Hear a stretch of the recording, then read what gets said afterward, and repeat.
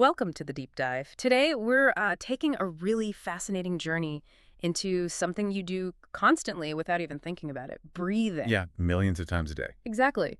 But what if that automatic act, holds the key to some real mental peace? Hmm. What if it's the most accessible tool you have for just calming your mind? It's a powerful idea. That's really our mission today. We've gathered insights from these ancient texts, all focused on achieving mental tranquility, and we're zeroing in specifically on breathing meditation. Right. Our goal is to kind of unpack the practical techniques, maybe find some surprising perspectives that you, our listener, can actually use to find a bit more inner calm. And it's truly remarkable, isn't it, how this quest for mental peace is just so universal. It cuts across cultures, across millennia. It really does. And what's particularly striking in these sources is how consistently different traditions, from the foundational sutra teachings to the more, let's say, intricate tantra practices, they all point to breath Has a starting point. as a primary pathway. Yeah. They generally describe two main ways to find a calm mind: meditating with a mental object and meditating without one. Okay. And our deep dive today, it's squarely focused on the first one, using your breath as that powerful anchor for your attention. I think pretty much everyone listening has felt it, right? That feeling where your mind is like a runaway train, Yeah, thoughts racing, worries piling up, and you just feel like you can't catch it. It feels so modern, this struggle. it does, but it's clearly not. Exactly. These ancient texts show it's as old as humanity. That's why I found Tulopa's wisdom so relatable. Tilopa. He basically observed that for people who find that really deep, objectless concentration difficult, and let's be honest, that's most of us starting out, For sure. they should use breathing for practice. It just makes the whole thing feel accessible, Not just for monks, but for anyone needing a moment of peace. Absolutely. And the fact that breathing techniques show up in both sutra and tantra traditions really highlights how fundamental they are. So different approaches, but the same tool. Kind of. The sutra teachings often lay out the core philosophy, the ethics, while tantric can involve more maybe esoteric or accelerated paths. But both use the breath. Got it. Like the Treasury of Abhidharma Sutra, it actually lists 6 different techniques: counting, retention, abiding, recognition, transformation, and purification. A whole list. Wow, okay. 6. But for today, we're really going to focus on 2 incredibly practical ones: No. counting the breath and then breath retention. Counting and holding. Simple enough. Well, the simplicity is deceptive. What's really captivating, as the Kshitigarbha Bodhisattva Sutra puts it, is this idea. If we learn to maintain attention on the breathing process, we will gain the ability to comprehend true reality. Okay, hold on. Comprehend true reality just by focusing on breathing. That sounds huge. How does that work for someone just dealing with, everyday stress? Is it metaphorical? It's kind of both. Practically speaking, when you consistently focus on your breath, you start to quiet that constant internal chatter, right? Monkey mind. Exactly. The anxieties, the judgments, all the stories we tell ourselves. As that mental noise goes down, you start to see your present moment more clearly, without all the usual filters. Okay. Less mental fog. Precisely. And that clearer perception is a step towards understanding reality as it actually is, not just how your mind paints it. The breath literally grounds you, pulls you out of the mental spin cycle into direct experience. Okay, I'm starting to see the connection. So let's get practical. How do we actually do this breath counting thing? Sounds easy, but I bet there's a trick to it. You're right, it starts simple, but there's a definite art to it. The sutra tradition often recommends counting 21 full cycles. That's 1 inhale and 1 exhale equals 1 cycle. 21, okay. Then you restart the count. And the aim is to try and maintain this maybe for 30 to 60 minutes without losing track. 30 to 60 minutes just counting. Yeah, the counting isn't just, tallying numbers. It's the hook. It's what you use to keep your attention from wandering off everywhere. It's quite an active concentration practice. 21 cycles for up to an hour. That already sounds like a bit of a mental workout. And then I read this bit from the Samvara Manifestation Tantra. Yes. It says, the yogi should observe the breath until 100,000 full cycles are counted. 100,000. Silently. Left slightly. Yes, that one tends to raise eyebrows. I mean, seriously, 100,000 breaths. My grocery list dissolves after 3 items. It really puts our modern attention spans in perspective, doesn't it? It certainly does. It speaks to a level of dedication that's almost, unimaginable for most of us today. but it also shows how incredibly valuable they considered this practice. True. So maybe not 100,000 for us beginners. Chuckles. Oh, Probably not immediately, no. The goal for us, for starting out, is much more manageable, but still really beneficial. okay, so what's the realistic approach? Well, the sources recommend starting with a specific posture, often the 7-point Varachana posture. The key is just stability, really. It helps optimize energy flow. Right, sit properly. Then the breathing itself. Quiet, measured, always through the nose. But the most crucial part is the mental state. Okay. You need to maintain mindfulness, stay calm, consciously try not to overthink, and just direct your full, unwavering attention to the feeling of each breath. In, out. And the counting part, how do you actually start that? You start small, really small, count up to 3 full cycles, then maybe 5, then 7, gradually increase. 1 count is a full inhale and exhale. Got it. Inhale, exhale, 1. Inhale, exhale, 2. Exactly, and it's absolutely fine to take breaks if you feel your concentration slipping. Don't beat yourself up. Okay, that's good to know. The ultimate achievable goal for this specific practice is something like this.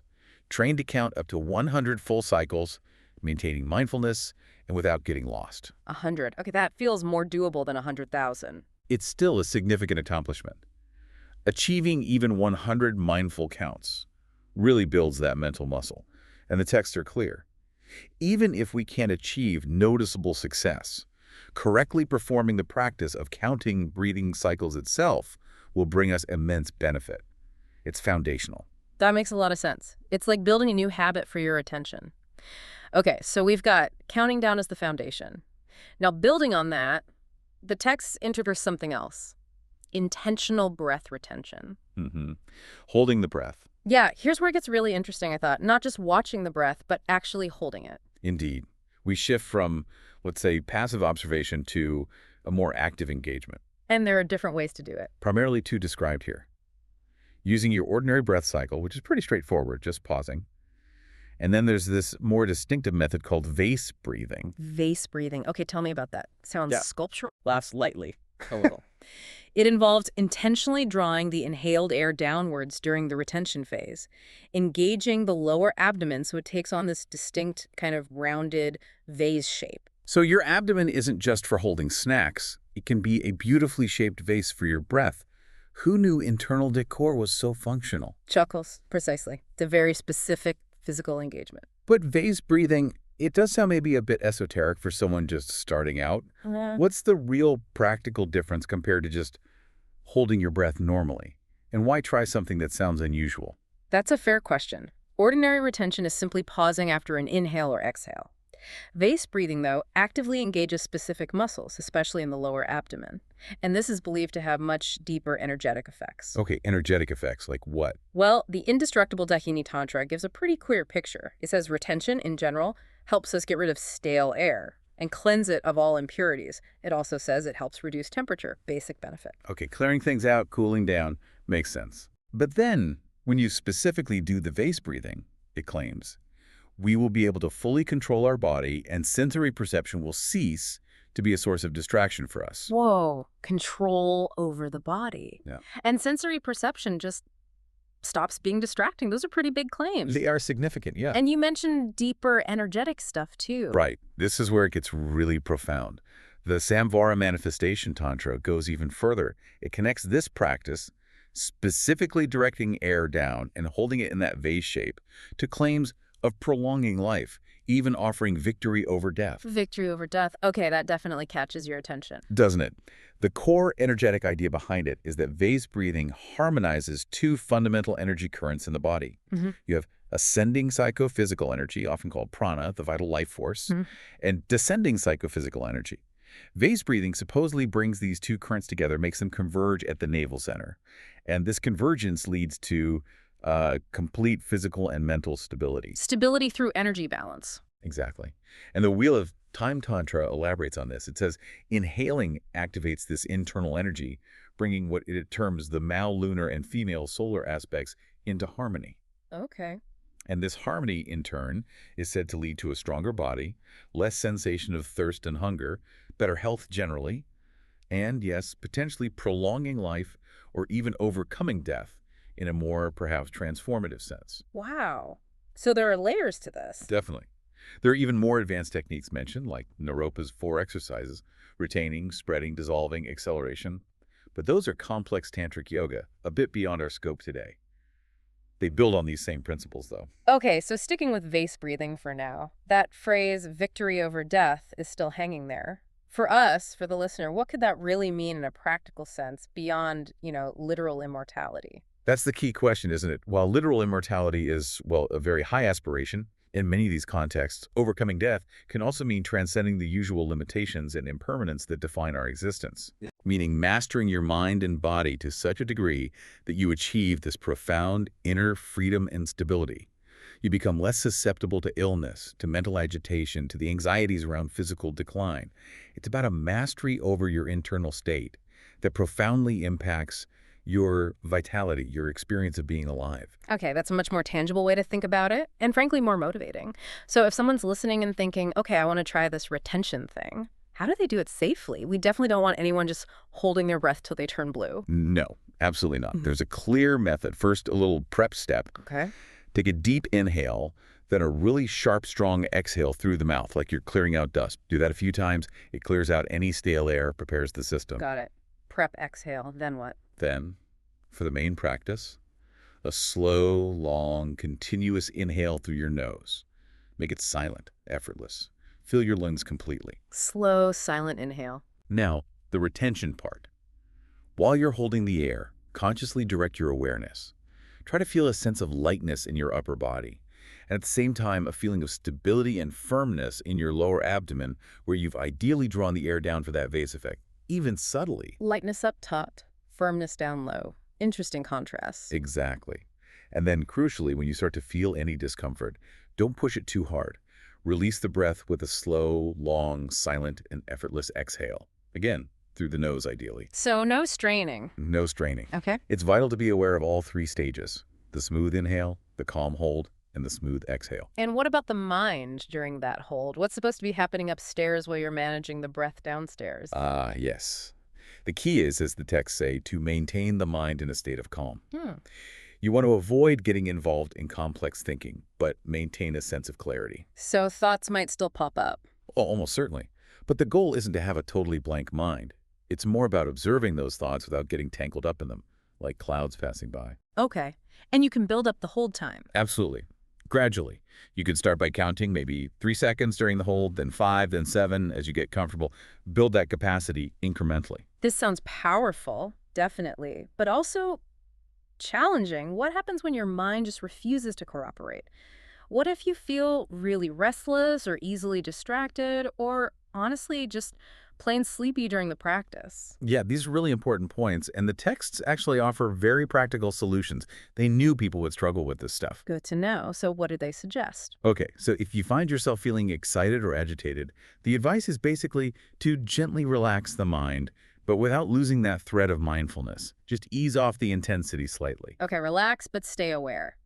What about the opposite, feeling sluggish or sleepy? That's a common one. If you feel sluggishness or stupor setting in, you can overcome this obstacle by straightening the back and intensifying concentration. Physical posture again. Yes. Straightening up physically sends a signal to the mind to sharpen up. They also connect constant anxiety and distraction to an imbalance in that psychophysical energy prana we talked about. Right, the energy flow. And interestingly, they suggest remedies like healthy food and even regular massage to help restore that balance. It's a holistic view. So it's not just about the breath in isolation, it's about the whole system. Any other quick tips for that sluggishness during the retention itself? Yes, there are specific actions. If you feel drowsy while holding the breath, you're advised to widen the eyes, straighten the shoulders, and straighten the back. Again, using the body to wake up the mind. Widen the eyes. Okay, like literally look more alert. Pretty much. Yeah. And here's something really crucial to remember about distracting thoughts. If your mind is distracted by thinking, and this is the key, you recognize those thoughts because you've managed to maintain mindfulness. You notice you're thinking. Exactly. If you notice it, that's actually not considered an obstacle in the practice. It's a sign your awareness is working. The instruction is just to continue to maintain awareness and observe these thoughts without getting upset and drawn in. Wow, that's incredibly reassuring. It really takes the pressure off needing some kind of perfect, silent mind. It does. It makes it about consistent awareness, not flawless execution. Which feels much more achievable. Right. And ultimately, all these techniques, whether it's the simple counting or the more involved retention practices like vase breathing, they all serve the same fundamental purpose. Like his. To achieve a state of meditative concentration, samadhi, and bring the mind to a state of profound, stable, unwavering calm. So what does this all boil down to for you, our listener? We've seen how these ancient traditions offer surprisingly concrete, sometimes even amusing ways, like the vase shape, Yes. to use our breath. This simple, constant companion we have to actually quiet down all that mental chatter. It's always there. Always there. Yeah. From meticulously counting cycles as a mental anchor to intentionally working with the breath's energy through retention, these practices are really about cultivating focus and finding genuine stability inside. So whether you're intrigued by just trying to count 10 breaths without getting lost, or you're curious about exploring that vase breathing idea, the journey to a calmer, maybe more vital mind, it really can start with just a single mindful breath. It's beautifully simple in that way. The amazing thing is it's always available, isn't it? Always with you, always ready to be your guide back to the present moment. And if we just connect this back to that bigger picture for a second, Yeah. that idea of overcoming death through breath work, it really invites us to think differently, doesn't it? How so? It pushes us to consider how deeply intertwined our physical breath actually is with our mental state, our emotional life, even our spiritual vitality.